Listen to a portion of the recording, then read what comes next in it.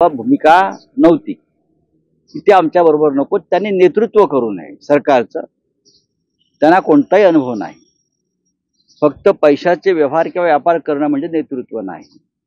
ही भारतीय जनता पक्षाची भूमिका होती. आम्ही काँग्रेस राष्ट्रवादी बरोबर जाण्याआधीची म्हणतोय मी. त्यांचं असं म्हणणं ठरलं की दिल्लीतून जो निर्णय येईल तो आपण मान्य करू. म्हणजे शिवसेनेला मुख्यमंत्रीपद द्यायचं की नाही वगैरे हा पुढला विषय. पण जर तसं झालं तर शिंदे चालणार नाहीत. आणि आमची भूमिका होती शिंदे विधिमंडळ पक्षाचे नेते म्हणून तेव्हा आम्ही त्यांना नेमणूक केलेली आहे. त्याच्यामुळे कदाचित ते होऊ शकते.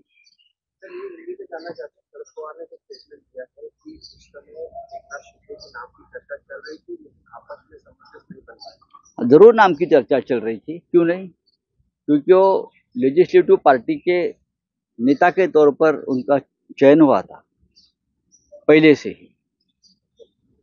लेकिन एनसीपी के जो वरिष्ठ नेता है, चाहे अजित पवार, तटकरे जी, प्रफुल्ल पटेल, वलसे पाटिल,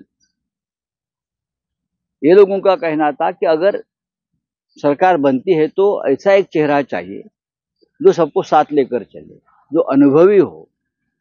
हम सब सीनियर नेता है, कोई जूनियर नेता के अंडर हम काम नहीं करेंगे. ये होगी एनसीपी की बात. कांग्रेस का भी यही कहना था.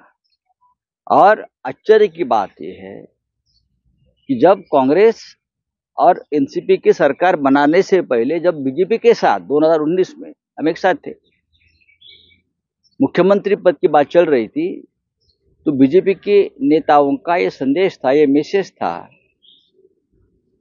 दिल्ली से जो निर्णय होगा वो होगा. मुख्यमंत्री पद शिवसेना को मिले ना मिले वो पार्टी हाईकमांड तय. लेकिन अगर ये निर्णय होता है तो हमें एकनाथ शिंदे के हाथ के नीचे हम काम नहीं करेंगे.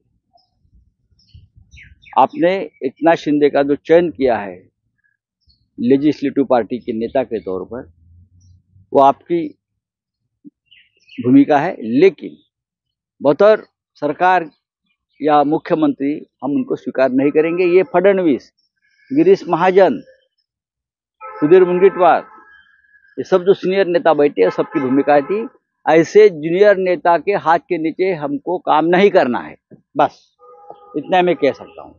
चुनौती दी है, प्रधानमंत्री को कहा कि आम आदमी पार्टी के सभी नेताओं को अरेस्ट कर लें और वो आज जा रहे हैं हेडक्वार्टर पे. मैं स्वागत करता हूँ इस मौका.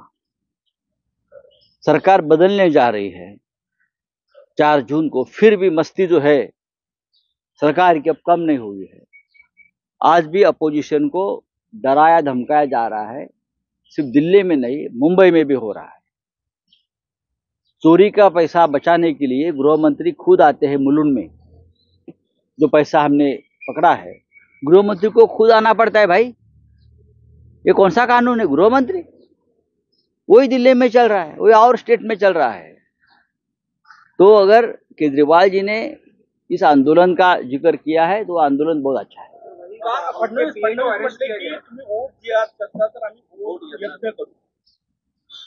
हे बघा, हे उद्या हिमालयात जाऊन यज्ञाला त्यांना बसायचंच आहे किंवा केदारनाथला जाऊन त्यांना पूजा अर्चा घंटा बडवत बसायचंच आहे. त्यांचं सरकार जात आहे तर त्यांनी ही तयारी करावी. काही हरकत नाही. राज्य आम्ही करणार आहोत, त्यांनी पूजा अर्चा यज्ञ करत बसावं.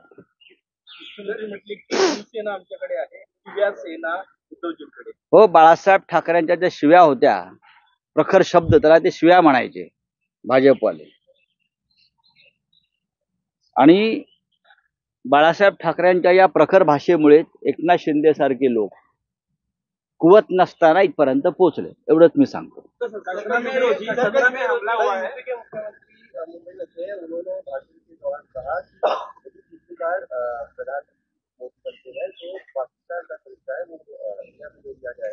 तो 10 साल क्या घंटी बजा रहे थे क्या? हाँ, 10 साल क्या कर रहे थे? घंटी बजा रहे थे योगी जी. 10 साल बहुत बड़ा एक स्पैन होता है. 10 साल क्या किया? आप कश्मीरी पंडितों की घर वापसी नहीं कर सके हैं, वो पहले कर लीजिए. अब आपका समय खत्म हो चुका है. 4 जून के बाद हम है, हम निर्णय लेंगे।